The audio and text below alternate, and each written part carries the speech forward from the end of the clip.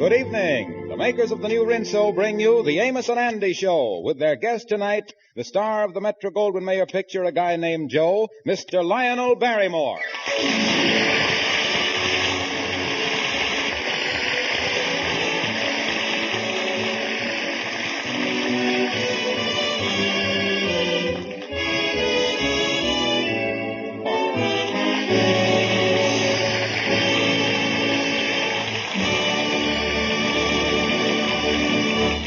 Our story opens tonight not with Amos nor with Andy, but with one of their friends, George Kingfish Stevens.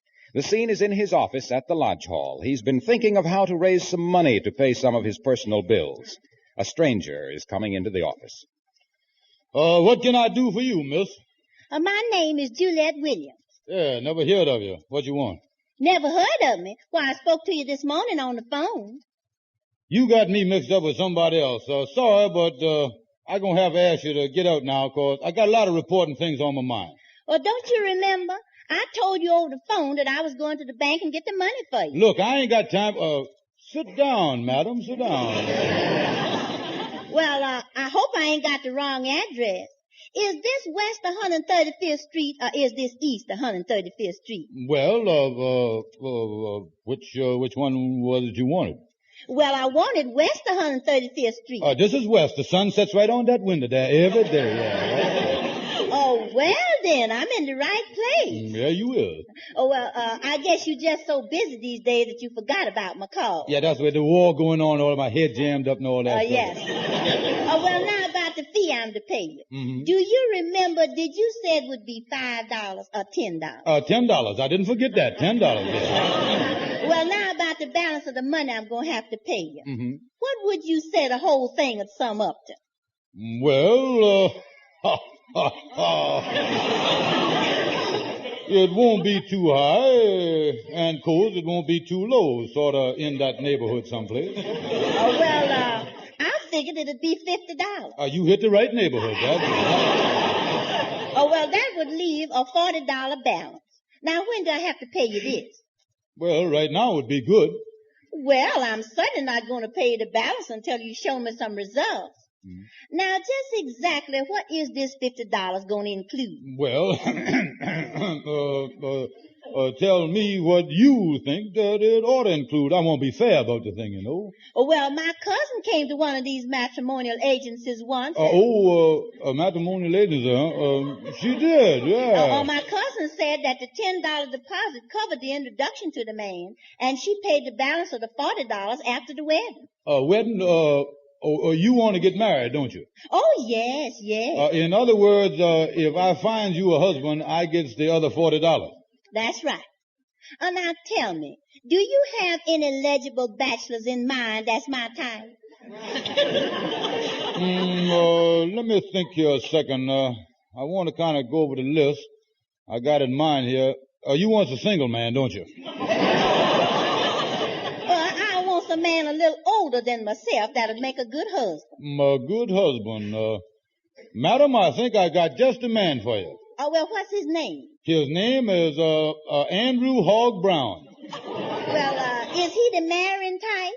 Well, he's been kind of null and void in the idea, kind of skirting around the edge a little. But don't worry, the Stevens Matrimonial Bureau has always got ways of outskirting them fellas. Yes. Yeah, we'll be able to swing him around all right, so don't worry. Lady, we always lands our man. Well, that's very encouraging. I tell you what you do. I want you to come back here at 4:30 tomorrow afternoon. Now look here, you pretend that you're going to be my new secretary. I'll have the man here, and in that way, you see, I'll give you what we call the preview of him. Okay, I'll be here at 4:30 tomorrow. Oh, and another thing, let me warn you that when you see him, you has got to make up your mind fast if he wants a husband. 'Cause bachelors is going like hotcakes these days. I just can't keep them in stock.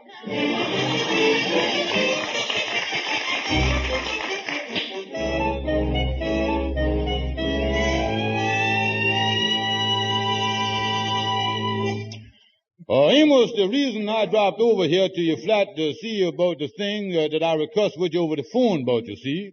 Oh, yeah. I tell you, I think that our friend Andy ought to get married. Well, you know, Kingfish, since you talked to me about it, me and Ruby has been thinking it over. We both feel that it would be a good thing if Andy'd get married and settle down. Well, now look here, Amos.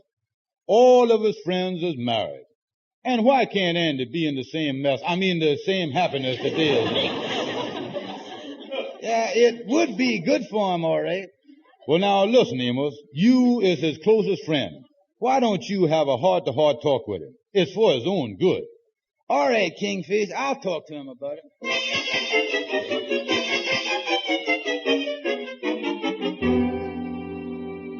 But Amos, what business has I got to take on the responsibilities of a wife? Well, Andy, it ain't only the responsibilities. There's a lot more to it than that. It's companionship and sociability. Tis, huh? Yeah, after all, what do you do with yourself? For instance, in the evening, you go over to the pool room by yourself. Yeah, that's right. Yeah, but if you was a married man, you'd go out with your wife. Yeah, but how does I know I'm going to marry a gal that can shoot pool?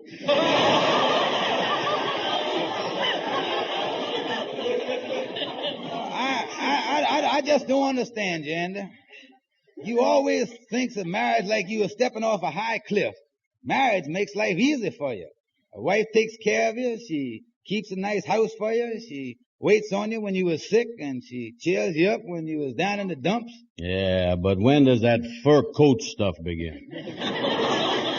Oh, Andy, all wives ain't that way. I've been married to Ruby for years, and I ain't had to buy her a fur coat yet. Well, you just got a break. Be just my luck to marry the coldest gal in Harlem. I still think being single is the best. No, Andy, married life is the only thing. Listen, Amos, a wife is all right for a married man, but not for me.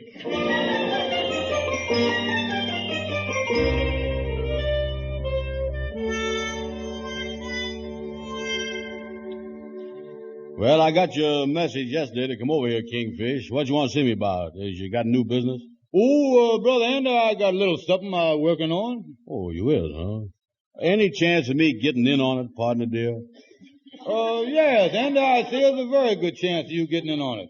But not to change the subject, it just occurred to me here, Andy, is you ever thought of getting married? Sure I thought of it. That's why I never got married. Listen here, Amos asked me that same question this morning. What is this, marriage week? No. I guess your friends has just got you on the mind, trying to help you. We hate to see you ruining your life as a bachelor. Yeah, well, forget it. 'Cause even if I did want to get married, I ain't got no gal to marry. Oh, there must be somebody that you can marry. Let's think a second. Let's pick a name out of the thin air.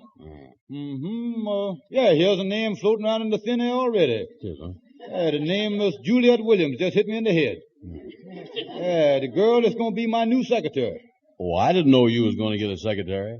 Anyway, I don't want to get married nohow. Oh, maybe I ain't had no business mentioning Miss Williams' name in the first place. The reason that she is going to work here for me is just to, give her something to do during the day, you see. No, she wouldn't be right. A marriage never works out right when a wife has got a lot of money of her own. No, marriage what is that? I say it wouldn't work out, and let's change the subject. Well, as long as we're on the subject, ain't no use in going to all the trouble of changing it. Oh, you wouldn't be interested in her. Why would you want to marry a gal like her with a lot of money? Well... Oh, that would be awful, Andy. Marry a woman with a lot of dough? Yeah, she gonna be too proud to let her husband work. You couldn't stand that, Andy. Well, I could force myself, maybe. Oh, you'd be married to a woman there. She'd go out and buy everything you need for the house, always buying your clothes, automobiles. You don't want that. No, I tell you, Andy. Come in, Miss Williams, come in. Oh, hiya, Mr. Stevens. Andy, this is my secretary, Miss Williams. Hello. Well, it's so nice to meet you. Yeah, nice to meet you, too. Here, take this chair. This is a nice, soft one. Oh, thank you. It's a little warm in here. Wouldn't you like to take off your pocketbook? Your coat? I wonder if you folks would excuse me. I got some things to tend to. I'll be back. Yeah, go right ahead, Kingfish. Excuse me, Miss Williams. You mind if I skip right over to Juliet stuff and call you honey? Well, I don't know you very well, but I suppose it'd be all right. And would you mind if I skip right over to Ain't You Cute stuff and told you that I was crazy about you? Oh, that sure sounds nice, all right. But I hardly know you, Mr. Brown. Tell me, what business you in? Well, let's skip that, too. Listen, honey, what is you doing this afternoon? Oh, I ain't got no plans at all. Oh, boy, that's swell. Look, it's such a beautiful day out. Let's me and you take a walk together and drop into your bank and meet some of the fellas.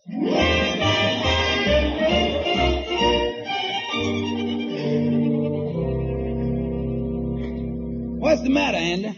Oh, it's just no use, Amos. I spent the whole afternoon and evening with that gal Juliet, and when it was all over, I knowed I couldn't marry her. Yeah, well, what happened to change your mind? Well, just between the two of us, Amos, sometimes I lose confidence in myself, you know it? One time I think, yeah, I will get married, and the next time, no. Uh-huh. Every time I think about it, my head starts swimming round. You know, you ought to go to see some doctor that does just that kind of thing with your head. What kind of doctor is that? I think they call him a psychiatrist or something like that. Yeah, but where could I find one of them sci-fivers or... Well, there ought to be a lot of them in the city. I tell you what, maybe we could find one here in the classified telephone book. I don't know how to spell it, though. Well, look under the S's. You're bound to hit it there.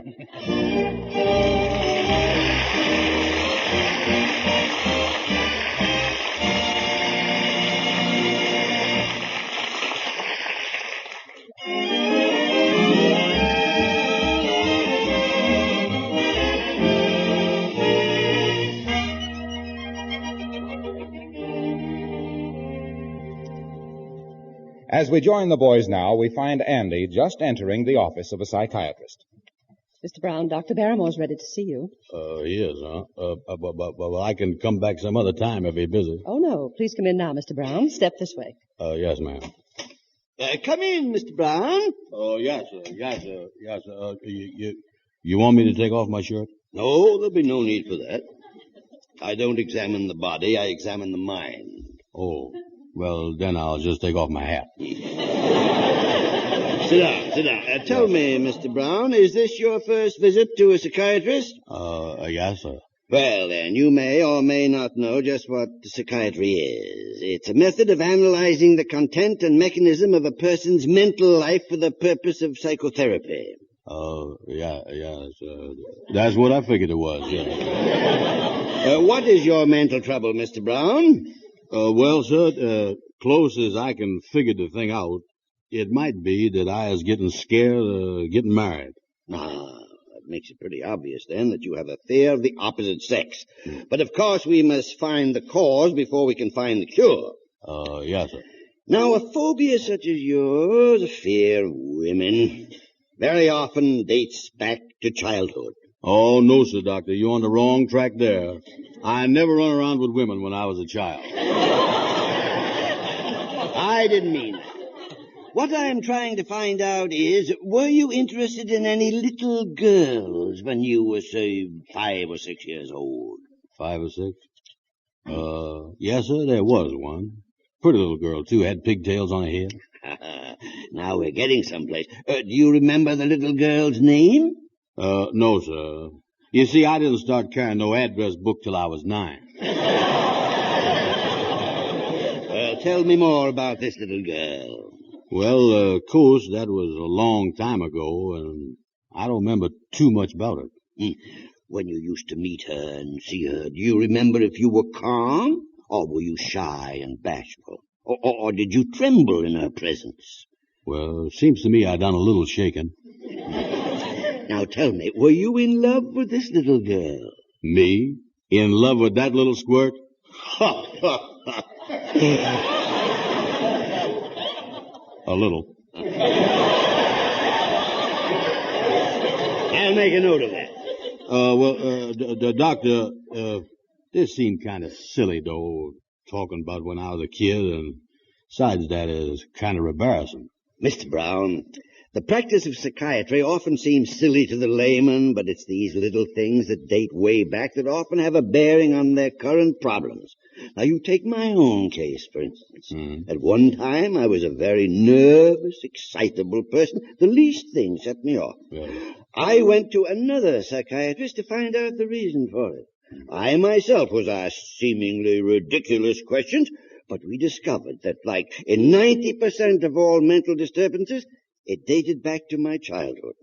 Yes, it all had to do with a grammar school teacher who disliked me intensely. Oh, sure enough? Yeah. But now, since I know what the cause of the trouble was, I'm a different man. Yes, sir. I'm calm and placid. I don't get excited anymore. I'm always able to control myself. So you see, Mr. Brown... Dr. Barrymore, but Mr. Clinton's on the phone. Well, you didn't tell him I was here, did you? Yes, I did. Of all the stupid things I ever did! How many times do I have to tell you I don't want to talk to him? But, Doctor... Don't talk to me! There are a few things I wish you'd get through that thick skull of yours.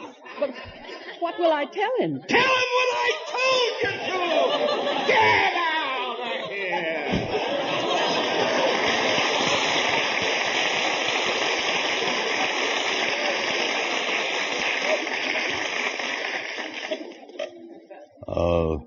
How long has you been cured, Doctor?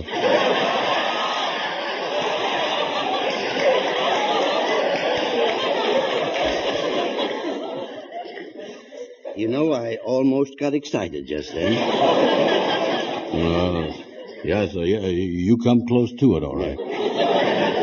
But now, let's get back to your case. Another method we use to analyze mental conflicts is through the interpretation of your dreams. There we delve into the subconscious. Tell me, do you ever dream? Once in a while. Mostly at night. Well, for instance, what did you dream last night? Last night. Let me see. Last night. Oh, yeah, I remember. I dreamed that I met a good-looking gal, and I took her out walking. Oh, she was swell. She told me she was crazy about me, and she wanted me to buy her a diamond wristwatch. Did you buy it for her? Oh, sure. I go hog wild in my dreams. I'm very familiar with the character of that type of dream.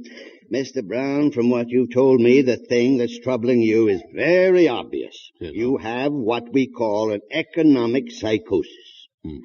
Everything you do or say is motivated by the thought of the almighty dollar, even marriage. The one thing that's kept you from becoming a married man is the fear, not of a woman worming her way into your affections, but of her worming her way into your wallet. Mr. Brown, don't waste your life. You find some nice girl and get married. Yes, sir. Thank you, Doctor. Thank you. I appreciate this advice, and I'll be running along right now. All right. Goodbye. And I hope you take my advice. Forget the extra money that a wife might cost you. Forget about this money psychosis. Money isn't everything, you know. It's nothing. That door right there, Mr. Brown. Yeah. And on the way out, you can pay the nurse. But Doctor, how about this money psychosis? That will leave you as soon as you give the nurse the $5. Goodbye.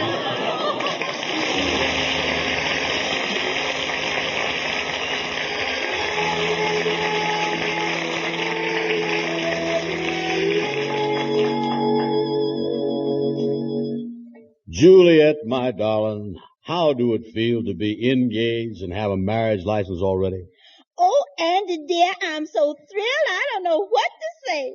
To think that we's going to get married. Yes, honey, and we're going to be the happiest little couple in Harlem. Tomorrow we'll go out to the real estate office and see if we can't find ourselves a furnished love net. This show is going to be a surprise to everybody. Even Mr. Stevens the Kingfish don't know we're going to get married, does he? No, I ain't told a soul. The Kingfish don't know nothing about it. And he has done asked us to come up to his house tonight. Maybe we'll tell him then.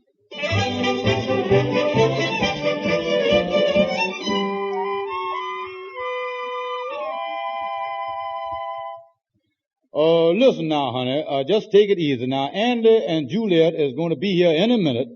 Is you got everything straight? Well, all I know, George, is what you done explained to me. Me and you is supposed to act like the happiest married couple in Harlem. Yeah, that's right. Now you got it now. You see, honey, the reason is, Andy, I gotta explain this to you so you know what I'm talking about. Mm-hmm. Andy ain't quite made up his mind yet. All he needs, and I know the boy well, you know, all he needs is just a little more convincing, and then he'll propose marriage to this gal. Oh, yeah. And you think that by having Andy and the gal here tonight, that's going to do the trick. Oh, yeah, ain't no two ways about it.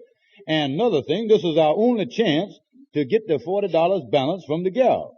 If I can just get Andy to propose to her and marry her, we gets the 40 smackers. Now, all he gotta do is to see the beauties of married life, honey, at home. Say, maybe that's them now. Yeah, now, don't forget, honey, be sweet to me, and I'll be sweet to you right back. Okay, George.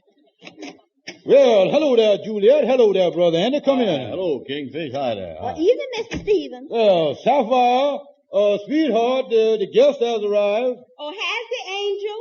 Yes, he is, darling.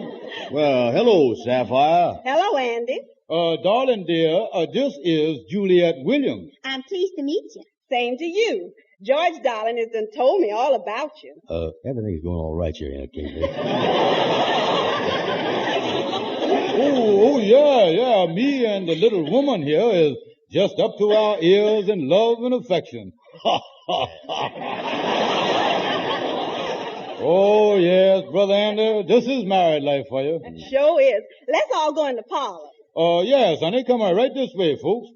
Angel, darling, will you bring that big comfortable chair over in this part of the room for Andy? Yes, dear. Sapphire, can I help you there, son? No, thank you, Andy. George, what's the matter with you helping? Look now, honey, all I asked you to do was to move the chair over here. I don't want no back talk from you, no. I just... Well, why don't you help her, Mr. Stevens? Kingfish, I want to tell you something. Me and Juliet has got a big surprise for you. Yeah, well, I'd like to hear that. Tell me about it, Brother Andy. What is it? Where is that thing? Where? Oh, here. Look at there, folks. Look at there. A marriage license. A marriage license? Yes, sir. Me and Annie's going to get married tomorrow. Ain't it wonderful? Well. Congratulations. Put Oh, it there. yes. I'm so happy for both of y'all. Congratulations. Oh, Andy, you has made me the happiest man in the world. Oh, honey, will you please bring that big comfortable chair over here for Andy and his bride? What's the reason you can't do it? Well, now listen, I done asked you to do it and I don't want no back talk. Bring the chair over here, sweetheart. Look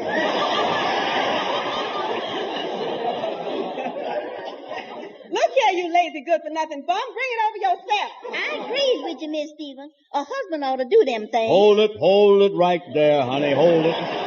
Wait a minute. That is strictly a wife's work. Now, is these the things you expect me to do, Andy, when we's married? Listen here. My understanding of married life is that the wife is supposed to love, honor, and do the heavy lifting. Well, if that's what you think, Wait just a minute. Now, everybody calm down here. Let everybody just kind of take it easy, folks. I just can't afford to have nothing to happen to this wedding. If you expect me to do the work around our love nest, Andrew Hogg Brown, I wouldn't marry you if you was the last man on earth. That last remark settles it. I don't want to marry you now. I don't want to marry you neither. Well, now, wait just a minute, folks. Listen, you can do this to me. Mr. Stevens, you can keep the $10 deposit. This is the last time I'll ever try to get a husband through a matrimonial agent. Hey, what do all this mean? Well, it means that I was paying Mr. Stevens $50 to get me a husband. Wait a minute. Now, wait a minute. Now, wait a minute yourself. Now, wait, look here. Yeah, well, that's great. Wait just a minute. Fine. Wait a minute yourself. Let me explain it. Now, let me explain it to you. You see, Andy? Yeah, I know I ain't gonna marry her now. Now, don't Look here. You see, Andy, she give me $10 already, but believe me, Andy, I was only doing the whole thing for your happiness, not for the $40 balance. Oh, that's great. Now, I know I ain't gonna marry her at all. And I feel the same way about it, too. Oh, Andy, look here. You sure you don't want to try it? I'll split the $40 with you. Look there, George. Why don't you mind your own business? Now, wait a minute, everybody here. Let me tell Juliet something here. Andy, you keep your big mouth shut. You ain't nothing but a big bum. And I'm going to get out of here right now, and I never want to see you again. You can't get out of here too quick for me. And in case you don't know where the door is, come on. I'll open it for you. You don't have to open it for me. I've been opening it.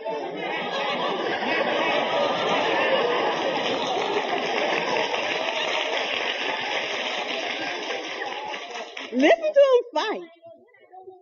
Boy, listen to that. Yeah, the way they is going at it, they would have made an ideal married couple.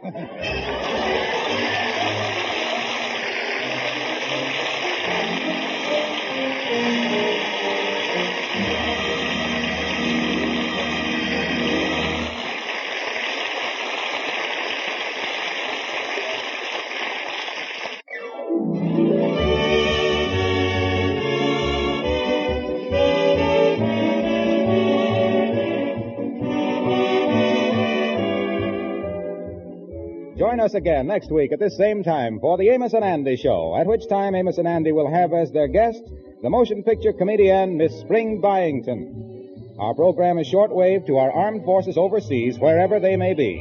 We want to thank Lionel Barrymore for appearing with us tonight. Mr. Barrymore may be heard in his own radio program, The Mayor of the Town, over another network on each Wednesday evening for Rinso. This is Harlow Wilcox speaking for all of us and bidding all of you a pleasant good night.